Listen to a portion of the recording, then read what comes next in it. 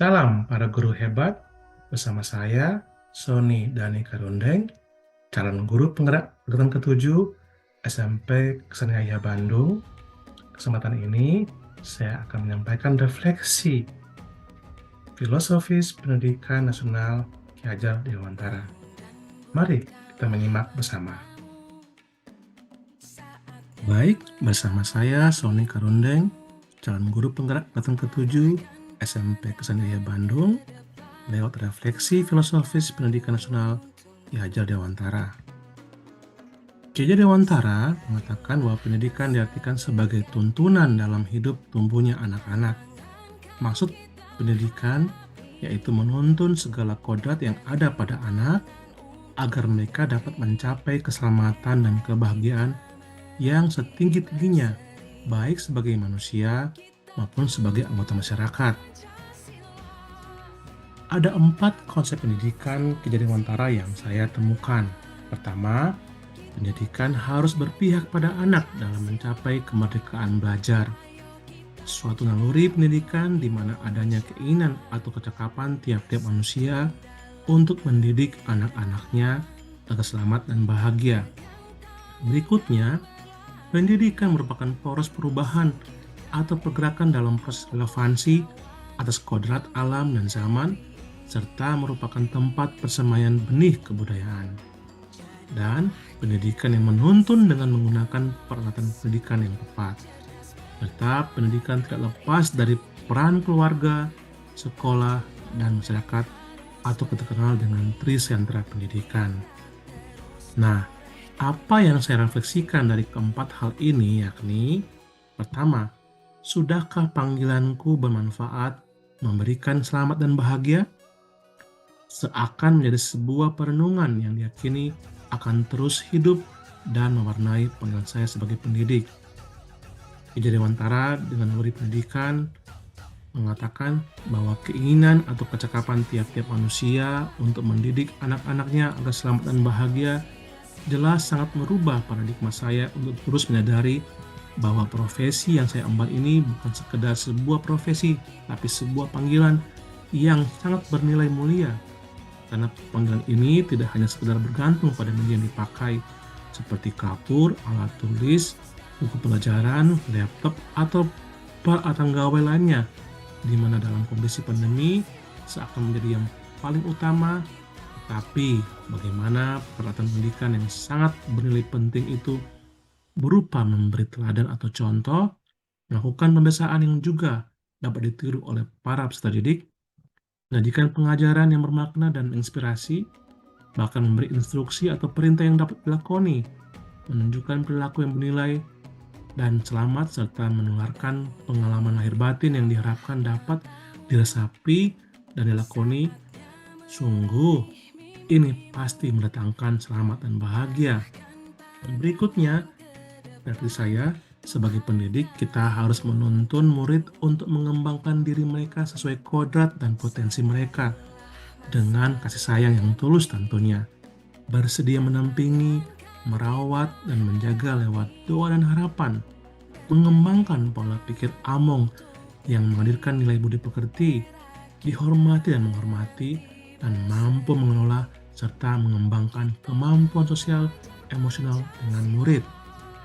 Berikutnya, sebagai pendidik perlu memahami bagaimana pembelajaran yang diberikan dapat berguna atau bermanfaat bagi murid. Kita bukanlah satu-satunya sumber pengetahuan.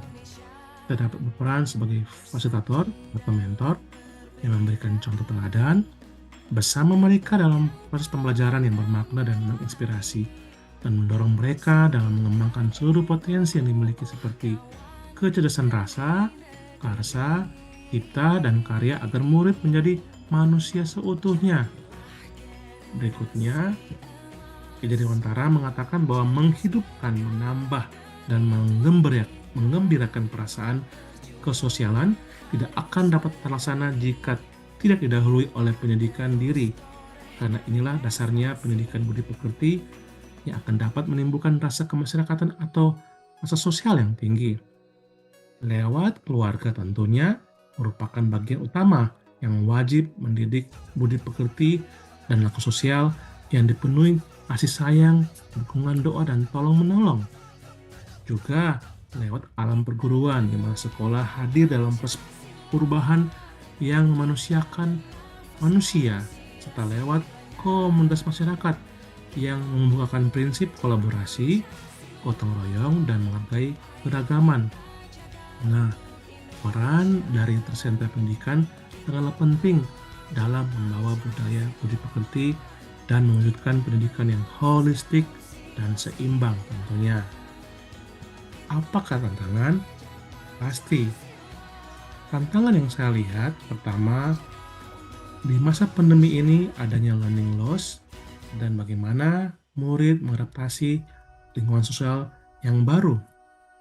Baik di masa dan pasca pandemi, sebagai pendidik kita secara tidak langsung dituntut untuk mengembangkan diri dalam berbagai penggunaan media pembelajaran secara digital tentunya.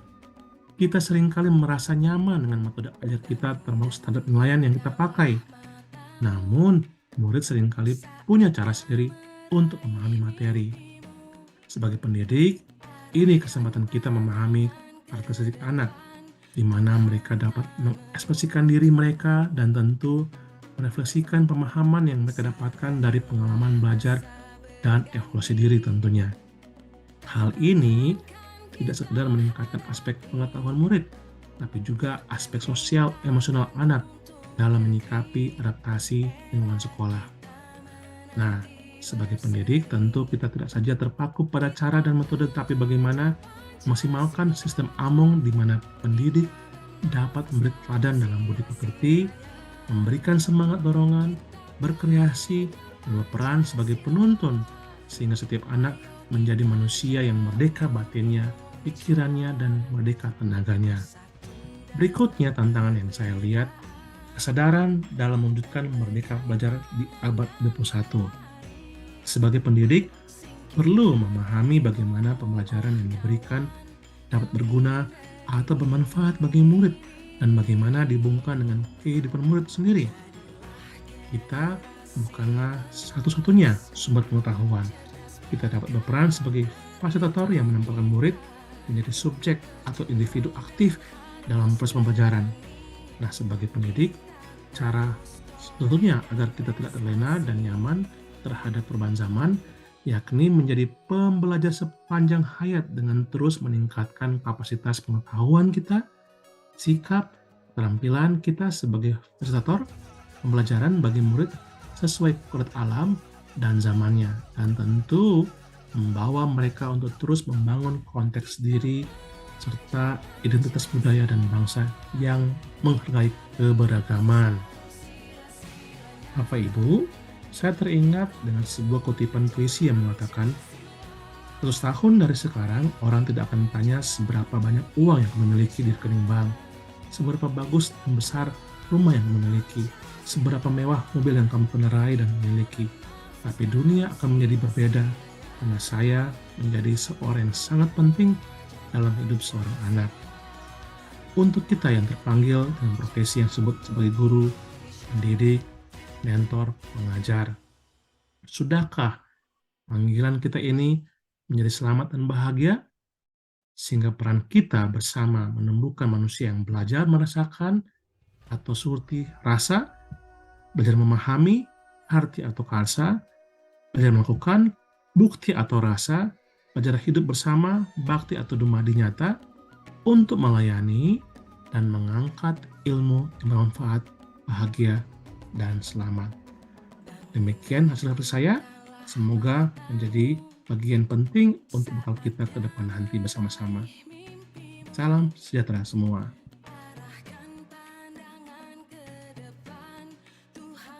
Gimana Bapak Ibu? Semoga refleksi saya dapat menjadi bekal untuk kita menjadi pendidik hebat untuk pendidikan Indonesia yang lebih baik. Salam.